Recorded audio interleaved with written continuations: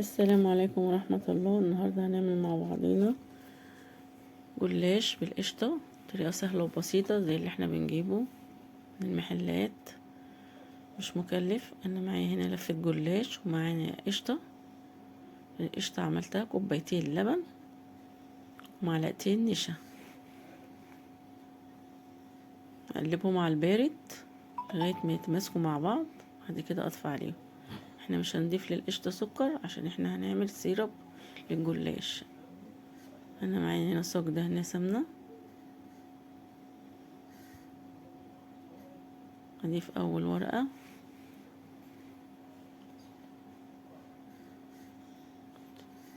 طريقة سهلة وبسيطة.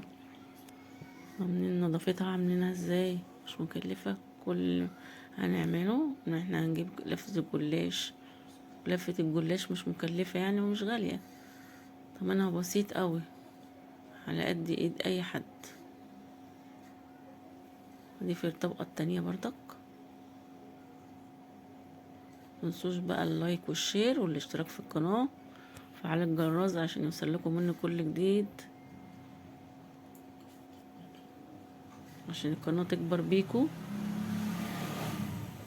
وعاوزة اشكر كل حد كتب لي تعليق في الفيديو اللي فات وعمل لي لايك واشترك لي في القناة. ربنا يا رب يخليكوا ليا، ما يحرمنيش منكم. يا رب اكون بفيدكم بالفيديوهات بتاعتي.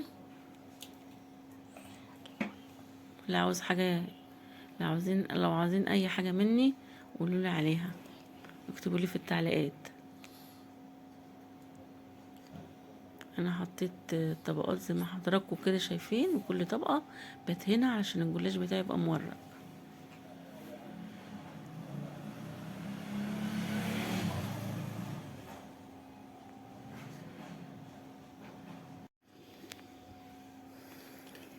كل طبقة زي ما حضراتكم كده بدهن سمنة عشان الجلاش بتاعنا زي ما حضراتكم قلت لكم يبقى مورق وهش،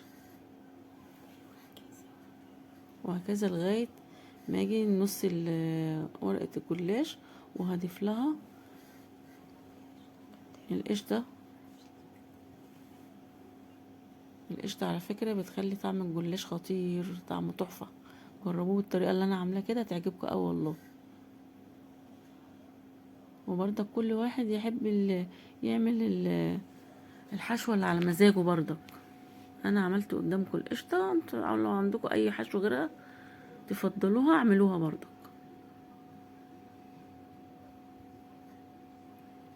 وهفرد الطبقات، طبقة القشطة زي ما حضراتكم كده شايفين بوسع الصاج، عشان تبقى كل قطعة من الجلاش تبقى فيها قشطة. بسويها كده بالمعلقة. وما نيجي نعمل القشطة بتاعتنا ما نعملهاش تقيلة، ولا هي تقيلة ولا هي خفيفة، زي ما حضراتكم شفتوها معايا في الفيديو ده.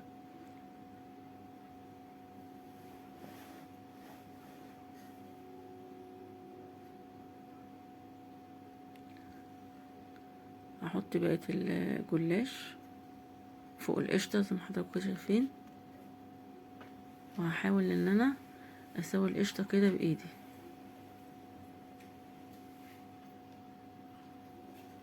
اوزع القشطة كده بايدي.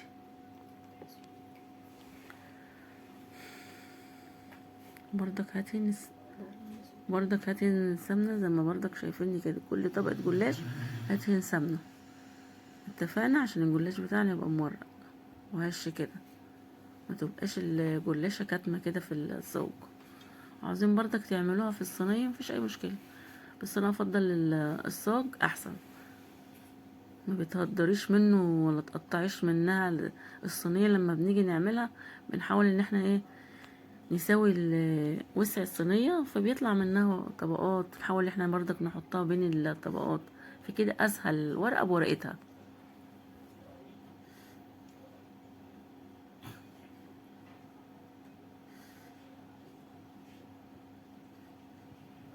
بصوا الورقة بتتحط في الصاج بوسع الصاج، ما بنقصش منها.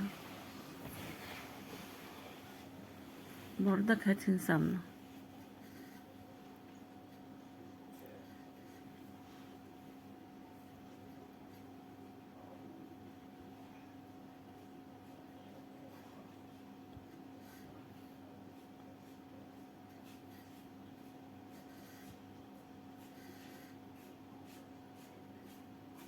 هحاول ان انا برضك اسوي الصاج بتاعي عشان لما يستوي ما تبقاش ورقة الجلاش طالعة منه كده ونافشة.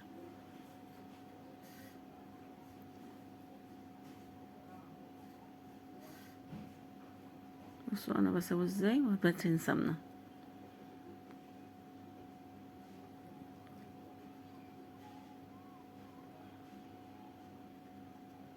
لو في ورقة قابلتك في لفة الجلاش ولقيتها مقطوعة خليها قبل الأخيرة وخلي الأخيرة سليمة. شوف أنا عملت ازاي، سبت السليمة وهاخد المقطوعة عشان لما نيجي نقطع الجلاش بتاعنا يطلع متساوي، كل التقطيع كلها زي بعضها.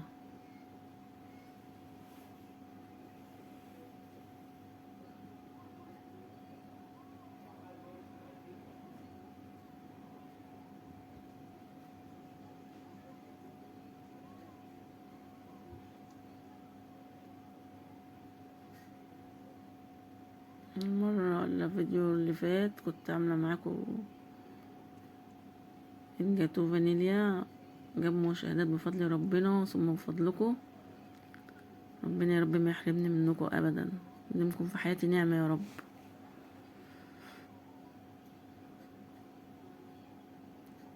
انا خلاص خلصت اخر طبقة بسويها.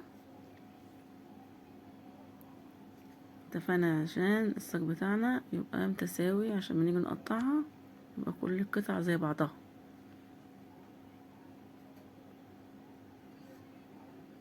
الطبقة الأخيرة ديت مش هتهنا عشان أعرف أقطعها.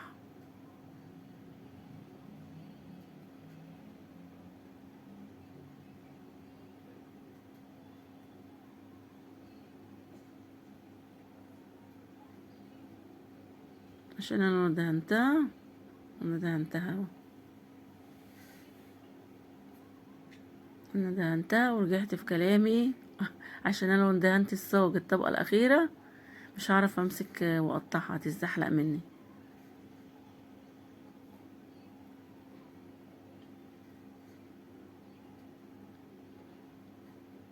قطعوها بقى انت حضراتكم زي ما انتوا تحبوا. انا قطعتها مربعات، لو عايزين تقطعوها مثلثات مفيش اي مشكله. وبعد كده دهنتها. انا دلوقتي خلاص طلعت الجلاش بتاعي من الفرن، حطيت السيرب. لازم الجلاش يطلع سخن والسيرب يبقى بارد، والسيرب يبقى خفيف ميبقاش تقيل عشان الجلاش بتاعنا يطرى.